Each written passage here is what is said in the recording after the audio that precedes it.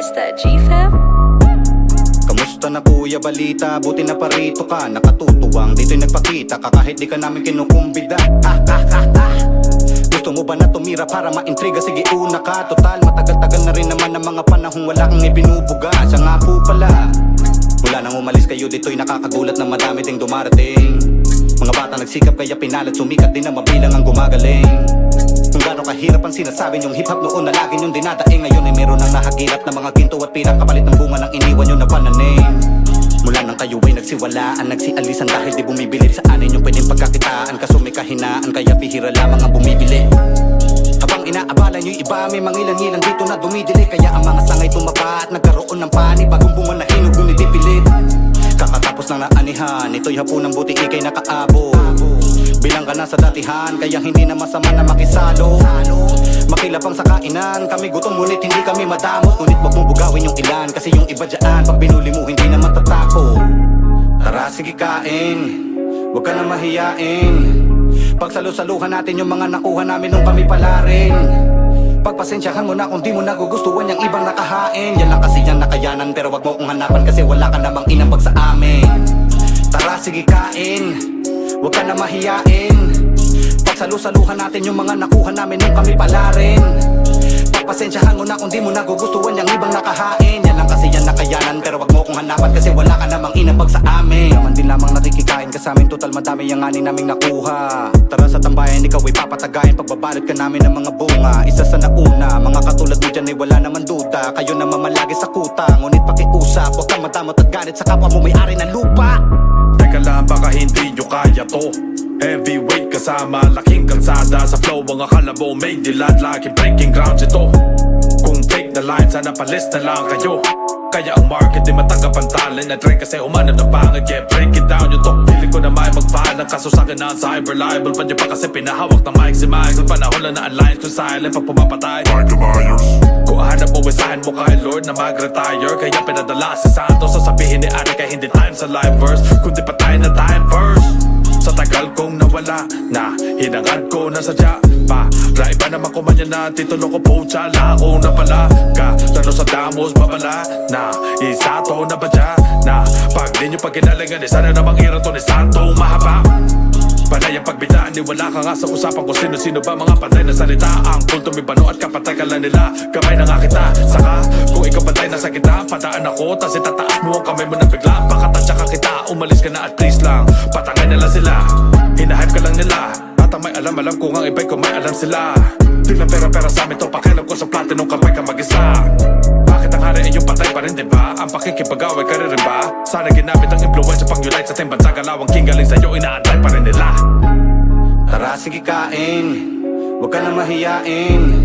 Pagsalu-saluhan natin yung mga nakuha namin nung kami pala rin.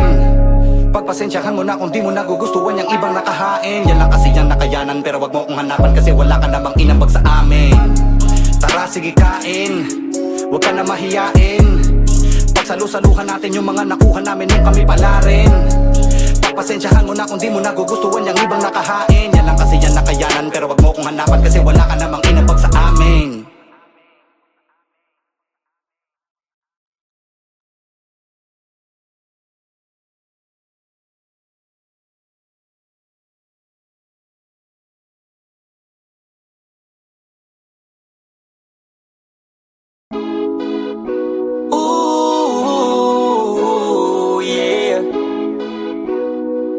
Oh damn, Mr. G-Fab?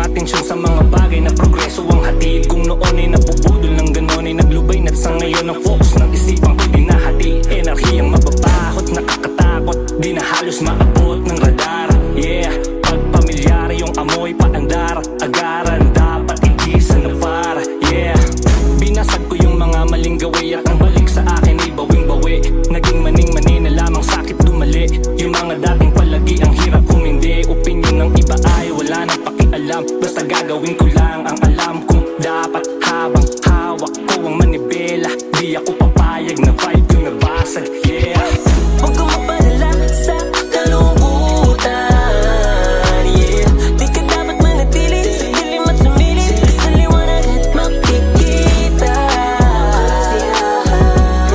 Kaya kaibigan, dapat lagi kang good vibes, good vibes, good Puro na lamang vibes. negatibo ang nasa paningin ko. Di ko na gusto ang aura na nakapaligid. Mga sensitibo, nakakatunggali ko. Pag nangatwiran at ninais kong di manahimik. Medyo agresibo na yata ang dating ko. Pag ang gusto kong iparating ay nais maipilit. Kaya ora mismo iniwas yung sarili ko sa pakikipagtalo kung saan talo kang malimit. Di ko na pinapansin ang dapat pagtalunan. Yung dating makulit ngayon ay tatangu-tangu lang yung mga sa'ki galit. Alam ko na yung pakulunyan, di na ako nag-iinit. Di na nagagatungan, natutunan kung lubusan paano maging positibo sa life. Iniwasan ng negatibo na hype. And I'm just saying, ang siyang babasag lang na chill ko na vibe ay pag naubos na yung deal ko sa pipe. Basta kapag may pangit na araw ay palipasin na lamang. Pagkat may bagong umaga din pagkagising. Bukas ay asahang dadalaw sa'yo ang kapayapaan. At gagawin mo na lang ay panatiliin. Huwag kang mapadala sa kalungkutan.